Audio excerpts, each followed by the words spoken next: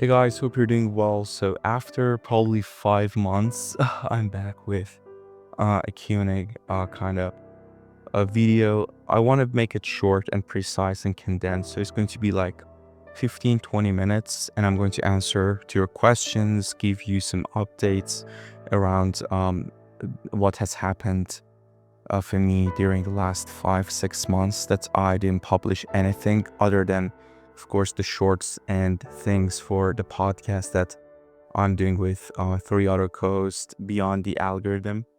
If you're new to my channel, I'm Arshia, and I'm a very interesting, controversial person, and you're going to find out soon. So,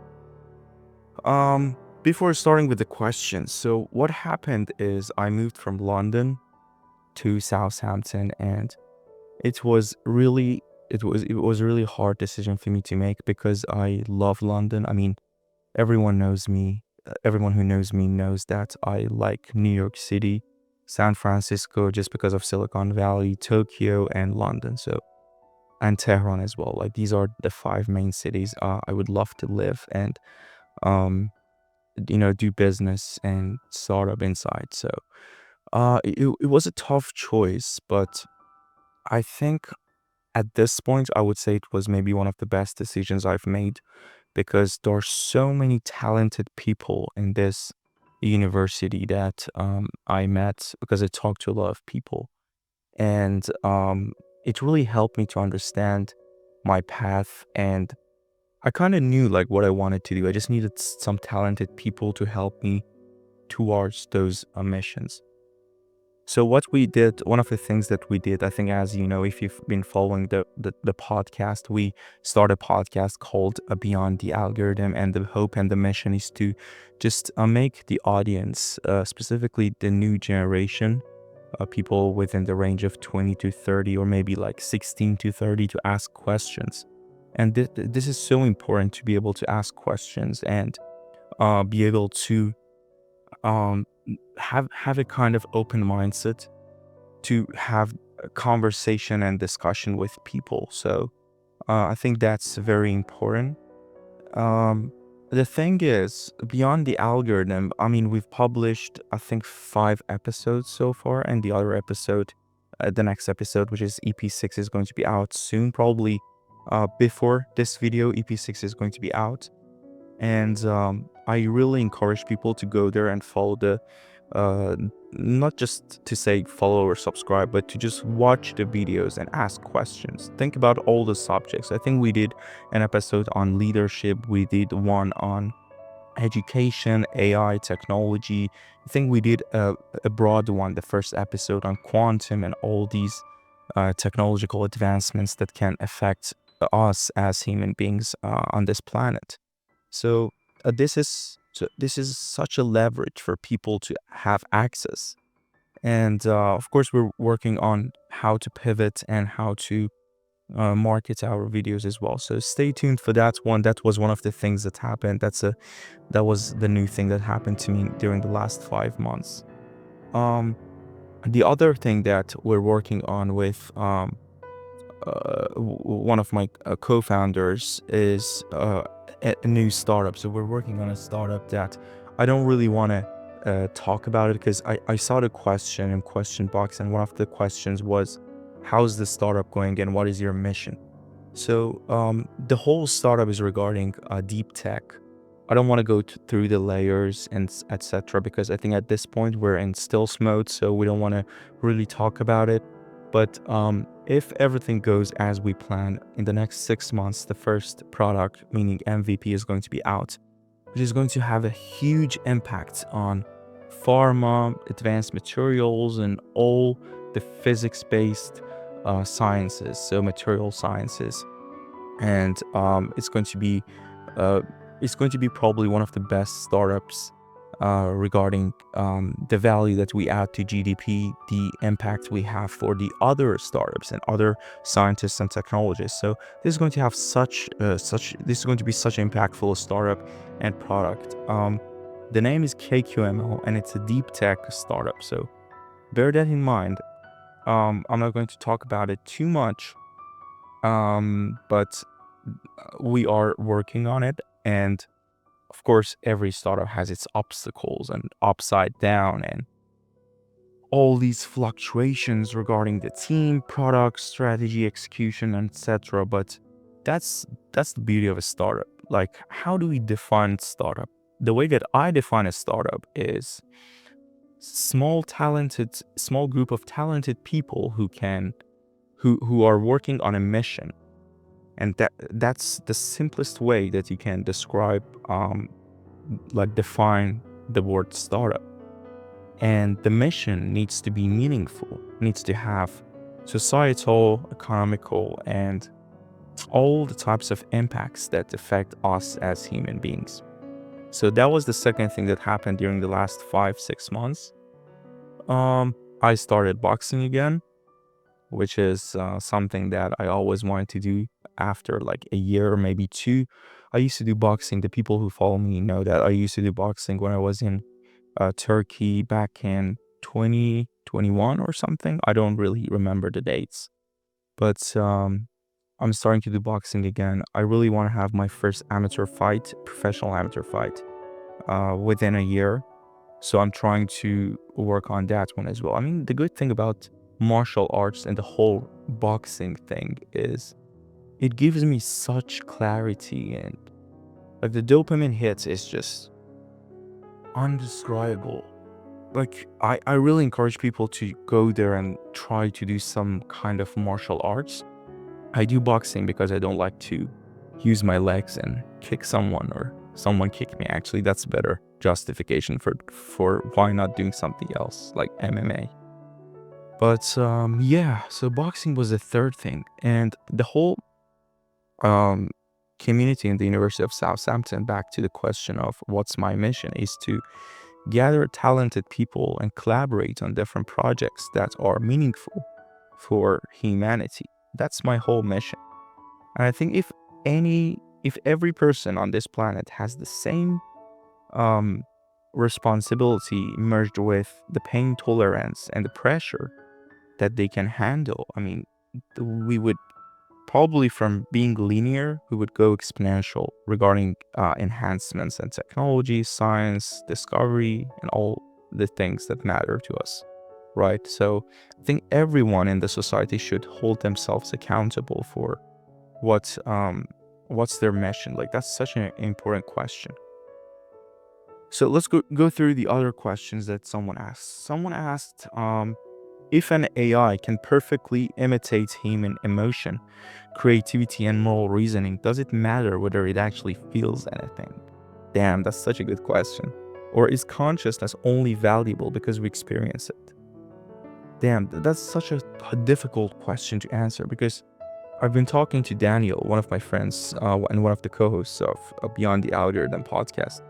We don't know what is, I mean, I think he believes that we know what is consciousness, but I don't think we actually know the meaning of consciousness and the path towards knowing what does consciousness mean. So I can't really answer this question, but regarding the AI side, I would say, um, at this point, I mean, AI shows some sort of consciousness that we can comprehend. Like, I don't think AI is just a pattern recognition tool or something.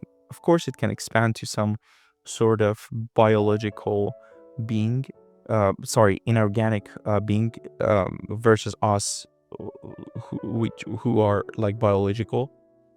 But I think we're not sure. Like these are just speculations, and we don't know if this actually happens. I mean, I think that happens because it's inevitable, but regarding the timing, I mean, if you ask me, like one of the things that I was promoting on this channel was that, hey guys, AGI is here. I don't think AGI is here, honestly. I think AGI is going to be here maybe in the next 5 to 10 years. It depends on how big corps and small startups do research. So 2020 to 2025 was a scalability. So we just wanted to have that computation power. But at this point, I think we just need to redefine the algorithm, redefine the way that we want to expand this AI thing, AI revolution towards AGI or ASI, right? I mean, Elon says AGI is here like within 2 years. I don't think so. At this point, I don't think so. Maybe, yeah, next month something happened and I'm like, yeah, it's here, right? And the question that people used to ask startup founders, like, what do you think, where you think you would be in the next 10 years? I don't think that's a relevant question anymore because the speed of advancement is so fast that we have to ask that question based on weekly basis, right? Or maybe like daily basis. We see new models with new benchmarks every day. So, um, yeah, we'll see how that question goes. Let me go through the other questions. Um, Someone asked me, "How are you doing?" Yeah, I'm doing fine. I mean, I try to focus on the things that I have to do and that matters to not just me. Because if I only focus on myself, it would be just selfish, right? I think when I want to think about that question, I don't really want to answer it because I want to think as like a holistic approach to the society. So if I don't feel good, I still have to do something useful, right? And I mean, during the last 10 days or 2 weeks, Iran situation wasn't really good. It was nasty, and there were so many political debates on what's going to happen to Iran. Still, we don't know. Hopefully, the people of Iran, with that rich culture, intelligent people, have so many talents there, regarding science, biology, etc.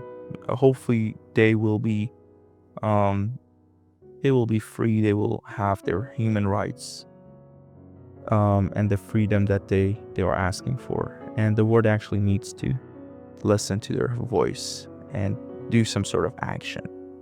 I don't really want to go to politics at this point because I just want to focus on tech. I mean, I'm the person who says politics is inevitable, and every person in society who holds themselves accountable needs to be involved in some sort of politics, right?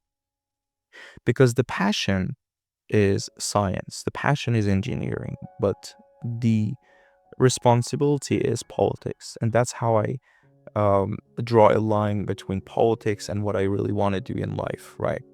I think that would be um, the same framework that people can use for themselves as well.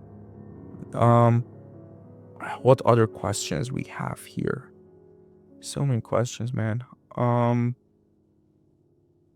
How's the gym going? I mean, I answered this question. I'm doing boxing merged with some training for cardio and all those things that I've been doing. You can just check my Instagram because I publish uh, many gym videos. I mean, I used to. I don't really do that anymore because, I mean, I think we already have like 3 highlights regarding the gym, so I don't really want to talk about gym. I want to one of my mission was to encourage people to exercise before it was a trend, right? I did this in 2020. I started to encourage people to just go there, exercise, um, have a stable lifestyle regarding their health. So their intake, their calories, and all those things. I think those really matter. I'm not saying I'm perfect. Sometimes I don't eat healthy, but I try my best to do so. So, yeah, that's what I do regarding the gym side. Someone asked, what is the plan for your own YouTube channel? So the plan for my YouTube channel is to just, at this point, I want to just talk to hosts on my own podcast, AGI with Arsha. Probably I'll change the name because I don't think AGI is the right thing to focus on. But in my own podcast, I will invite hosts for sure. And when the product is out regarding the startup, I'm going to start publishing videos around that as well. I don't really want to do vlogs or those kind of videos because I don't have enough time to do that, right? But yeah, probably I would merge politics in my channel because I really like to do so, and I like political debates and having conversations with different people, broad perspectives, different backgrounds, cultures, and having conversation is such an important thing. That's why I don't like these left lunatics in United States, because those people can't have conversations. That's why Kamala Harris lost, right? Like, that woman was so, she couldn't talk, and that's why Trump won. And I think Trump is probably the best thing that happened to America in the last decade for Americans, not for other people, right? Because he's a pure nationalist, and he only cares about Americans, which is good. I mean, if you're a president of a country, yeah. But regarding America, you should be some sort of globalist as well, because you claim to be the most powerful government on this planet. So you have some sort of responsibilities regarding other countries, NATO, and all the other partners you have, whether it's business, whether it's just your neighbors, and all those things, right?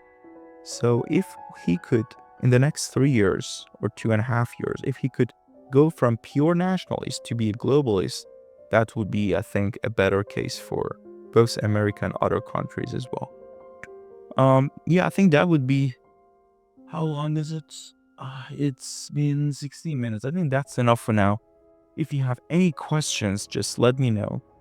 I'm a very responsive person. I read all the comments and all the questions, so um that's the other thing I wanted to mention. I think there was one question on my personal life. How's your personal life going? Are you single or not? I don't think that's a good question to answer at this point. Um, I would say only one sentence, and that's from my own experience. Don't trust people easily, right? Don't lower your values because you just want to be in a relationship or something, because people don't really value what you do, and it, I, you just have to focus on yourself if you're between 20 or 30. I refer to Alex Karp's um, interview. He was saying that he hasn't seen anyone with a huge potential and a huge success that had a great social life when he was 20 to 30 years old. So you have to focus on yourself, and that's what I'm trying to do. I'm not really seeking for someone or something. I just want to focus on what matters to humanity, and serve people with a great product, and have a huge profit to have a stable startup. I think that would be my framework. 3P from the book The Hard Things About Hard Things by Ben Horowitz. I always refer to the 3P framework: people, product, profit, in that specific order, right? And yeah, I think that's it for this Q&A video. If you have any questions, just let me know in the chat, or just message me directly on Instagram. Try to be useful, and stay tuned for all the updates that are coming out soon. Take care. Bye-bye.